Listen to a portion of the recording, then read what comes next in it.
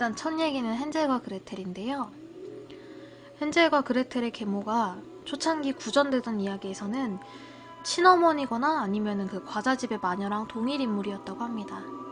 동화에서 보면 이 오누이가 마녀를 태워 죽이고 그 마녀의 보물을 가지고 집에 돌아왔을 때는 이미 계모가 죽어 있어요. 이 부분 때문에 그 마녀랑 계모가 동일인이라는 이야기가 있습니다.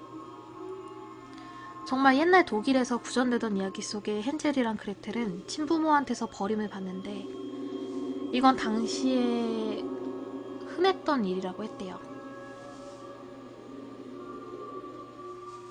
근데 이제 이 이야기를 책으로 엮어낸 그림 형제가 아이들이 친어머니에 대해서 나쁘게 생각하지 않도록 계모로 바꿔서 옮겼다고 합니다.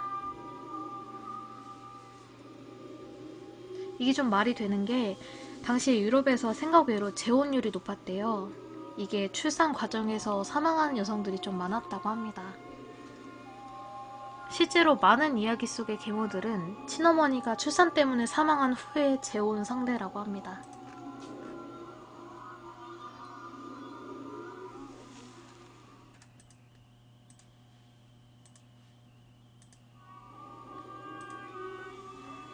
다음은 신데렐라 이야기인데요.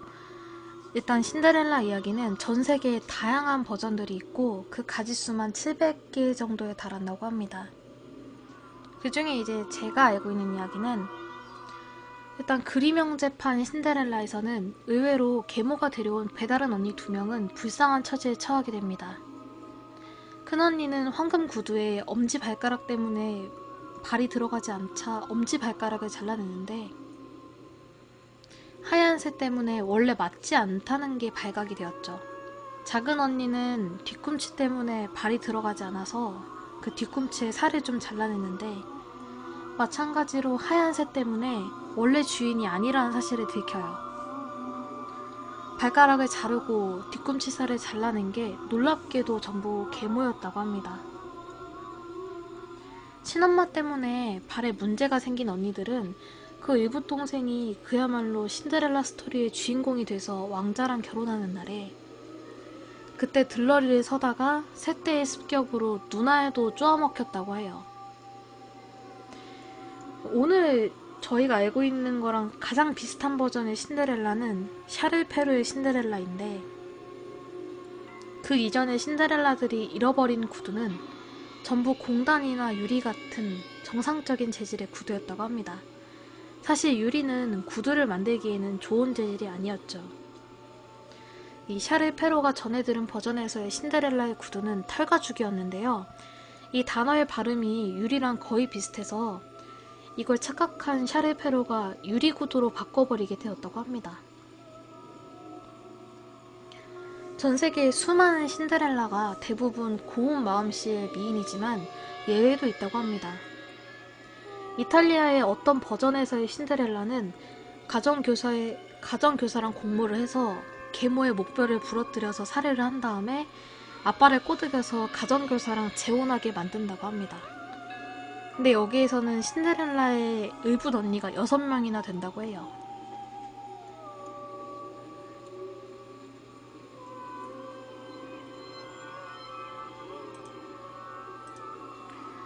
백설공주에서의 계모는 백설공주를 4번이나 죽이려고 했대요.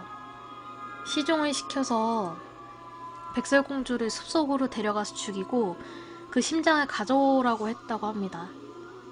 그 시종은 차마 이 공주를 죽이지는 못하고 돼지의 심장을 가져다 바쳤고 그 왕비는 그 돼지의 심장을 구워 먹었었다고 해요.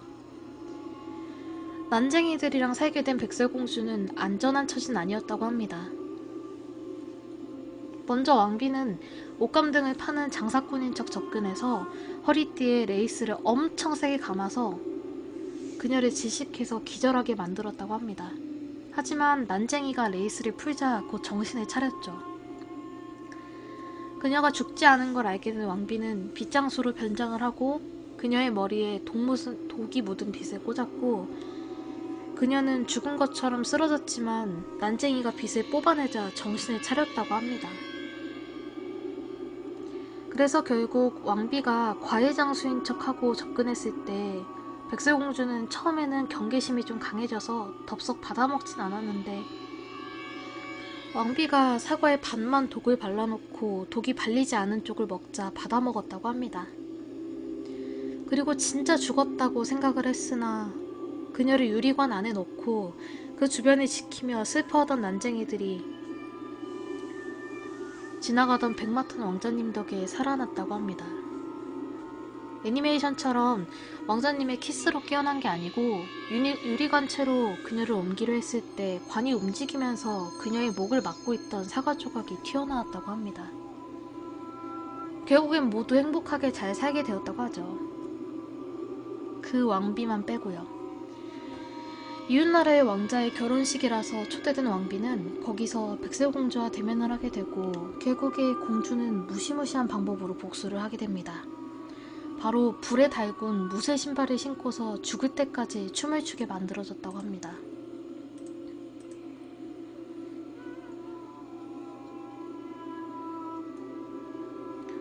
그 다음은 미녀와 야수 이야기인데요. 미녀와 야수의 저자는 귀족 가문의 딸이었고 원래는 아이들을 위한 소설이 아니라 숙녀들을 위한 일종의 행동 지침으로서의 역할을 하는 소설이었다고 합니다. 널리 알려진 사실이지만 미녀와 야수의 미녀는 얼마나 미인이었는지 몰라도 이름까지도 미인이었다고 합니다. 그녀의 이름인 벨은 불어로 미인이라는 뜻이라고 합니다. 벨에게는 3명의 오빠와 2명의 언니가 있는데 이 2 언니는 아주 허영스럽고 개념도 없었고 심지어 마음씨도 못된 여자들이었다고 합니다. 벨이 잠시 집에 돌아왔을 때 그녀를 죽이려고 가짜 눈물을 짜내서 야수와의 약속을 어기게 만들었죠. 약속을 어긴 데에 화가 난 야수가 벨을 죽여버릴 거라고 생각을 하면서 말이죠. 결국 이 2 언니들은 이야기의 결말에서 돌 조각상이 되어버리고 맙니다. 그리고 다른 사람들은 모두 행복하게 잘 살았다고 하죠.